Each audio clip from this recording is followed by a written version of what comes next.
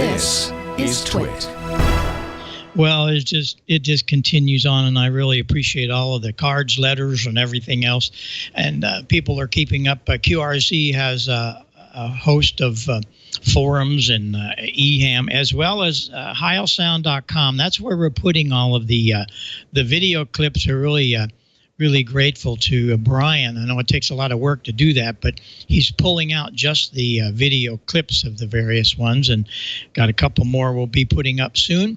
But all of the diagrams from Gene and the schematics, they're all there. So you go to heilsound.com, HEILSOUND, heilsound.com, and you'll see a lot of things. Plus, there's a lot of comments and answers there, so you want to take care of that and make sure that that you check into that, because that really works well when you go in and see the diagrams live. So we're going to make that all happen. Well, we're going to get started here tonight. First of all, I continue to warn you, we're dealing with high voltage here, and I get letters from guys and gals. Come on, guys.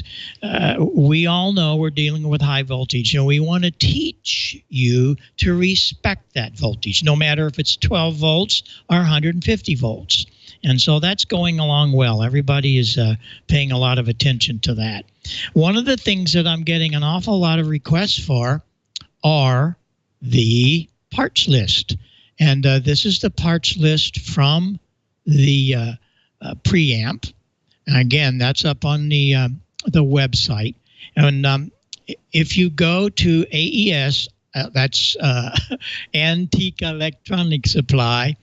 If you go to their site, and put in Ham Nation, you'll see these parts lists all show up. But there's the part list right there, PBH MP, and you can see it's Pine Board Bob Heil mic preamp. They didn't know what else to call it, but they assigned that number to all of those parts for the preamp.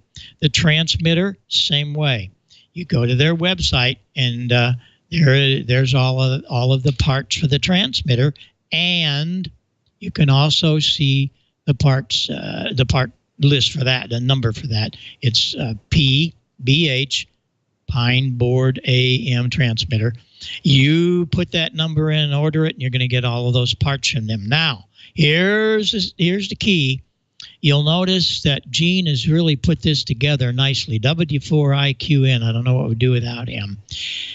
He's got A's and B's and C's. What that means, AES doesn't carry everything. So down here, all of the A's are going to come from S&D tube sales, and there's their website, and so on. All radio days, MFJ, boy, we appreciate what they've done, and we're going to get into that in a minute. And the crystals are from AF4K, really nice work. So there's all of the things, and there you go when you line it all up from Antique Electronic Supply for these last two parts. What I want to do tonight is we're going to focus a little more on the transmitter. We worked it over and got it going and all of that. But come on here. What we want to do is talk a little bit about the output section, because all of this is pretty rudimentary. Wiring the sockets, we've shown you that. We've got some really nice pictures on the site about that we did last week. But we haven't talked a lot about the coils, and we've got to talk about the coil. Now, yes, you can wire your own, and that's kind of fun to do. But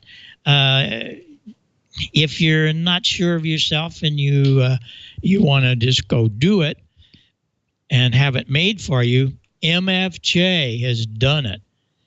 We really appreciate them doing this, and I'm just so thrilled.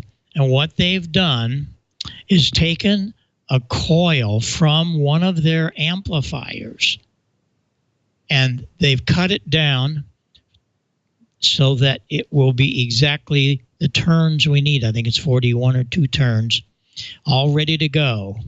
Now, there's one interesting thing, and everybody's asking me about what is that? That is the tap for 40 meters. And boy, does that work slick. I'll show you here in a minute. I've got the real deal here.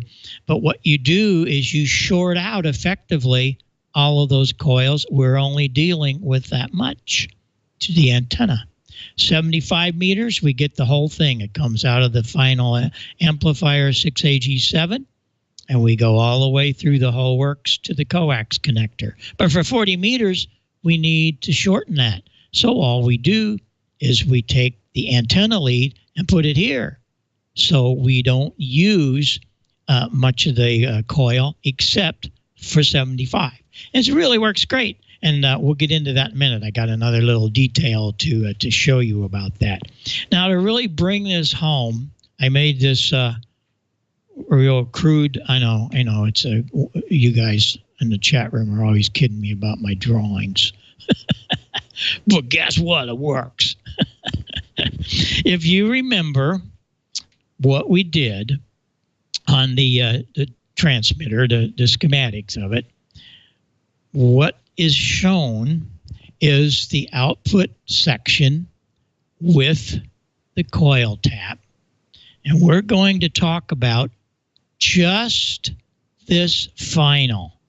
And what we're talking about is right here. That's what we're going to show you here. Pay attention now. Here's the way it lays out. When you have the coil all set up and all that kind of good stuff, you come out of the plate of the 6AG7. That was the 2.5 millihenry choke.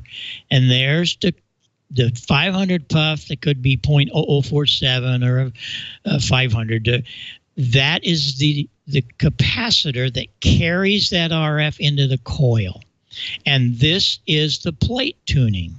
And that will resonate that coil with a 50 ohm load.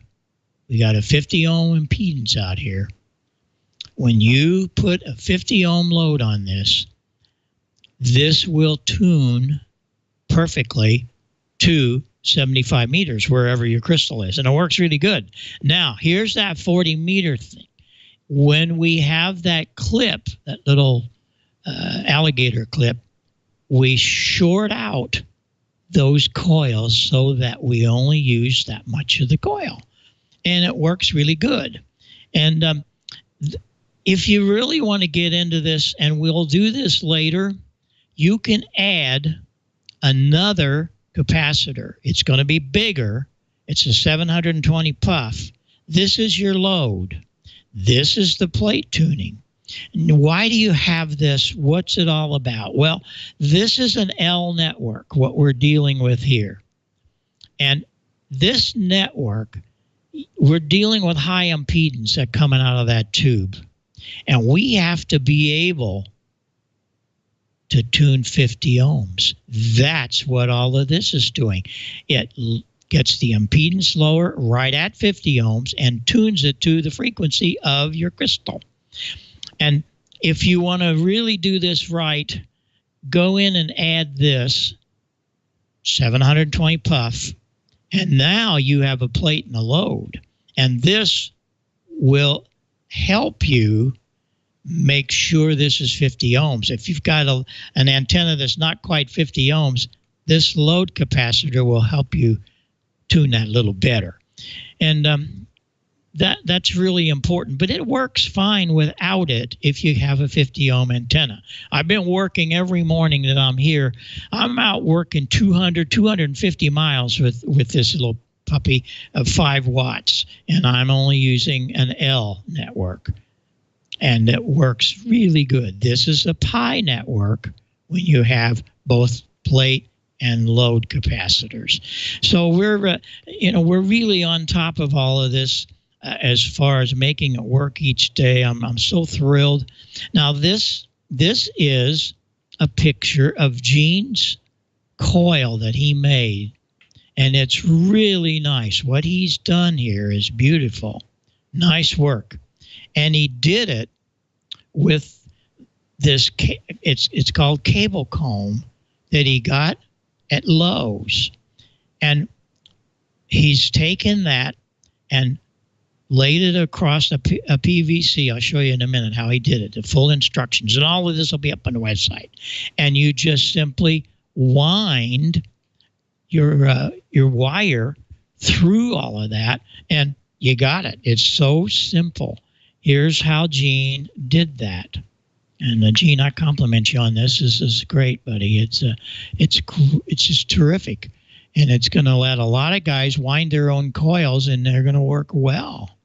You start off with a Schedule 20 PVC-based 2-inch PVC, and slit it, and then put a couple of wedges in there so that you make it a little bit bigger. Then you wrap that PVC with wax paper and align those combs around the outer piece of part of the PVC on the wax paper, and you secure it with nylon. That really works great. Take nylon wire and make everything in place, and then wrap your 12 gauge or 14 gauge or 16 gauge wire for your coil. When that's all done, epoxy those, and when the epoxy dries, pull out the coil form, which is the PVC. Look what you have. That is pretty cool, and it's a pretty looking thing. My goodness, how nice is that? And so there's your coil forms and how that works. It works really good. Now, one thing I want to go back to, I had a couple of letters about this. You could take a band switch, and this is not going to work on 20 meters very well, but you could do it. And how we do it in the world of the big world of multi-band transmitters is they have a band switch, and that band switch allows us to switch things around with the front panel band switch. And all you do, now this is fascinating to a lot of guys when I show them this. This is what's behind the front panel on transmitter. There's the plate, 365 puff. There's the load at 720. We just saw that. And there's the coil. Look what they've done. They've tapped it. And there's the 75 meters going to be the whole coil. But then here's 40 meters. Here's 20 meters. So on. And that's done with a switch, just like this. And that's how it's done. You think about these things, you think, oh, look at all the wild things. No, it's not wild. It's not wild at all. It's that right there. In the band switch, we're doing it with an alligator clip, but you don't have to. You could use a switch. It works great. So those are some of the cool things that happen when you're doing a lot of this stuff and learning how it works. See, that's my whole goal here, is to help you learn about some of this stuff. This is that transmitter that we built. This was the first one. I had one guy ask me, he said, what's that big dent for? Well, that dent is our 40-meter tap. Back that out so you can see it a little better. That's the 40-meter tap right there. And how you do that is real simple. You take a screwdriver and a little hammer and bend it. You don't want to break it, but that wire's really tough. In this coil. That's the MFJ coil you're looking at. I think it's $6. Thank you so much, MFJ, for this. This really solves a lot of problems. And all you do is bend it down just a little bit so that you can take your lead with the little alligator clipper in there, and away you go. So that's that answers a lot of things. Bill, K400, sent me a really nice letter, and he wasn't sure about some of this stuff, and I think we've answered all of it right here for you. At least that was what I was trying to do, Bill. And if I didn't, why, let me know, because we can give you a buzz on the phone or get on the air. 3885 every morning. You'll find me at 9 o'clock with that. So thanks, everybody, and I appreciate the time to be able to bring you up to speed, and we'll have more next week. And be sure and check out the heilsound.com, because down at the bottom of the page is the pine board section. So we'll see you there, I'm sure. But make your soldering iron do something. Heat it up. We're having way too much fun, though.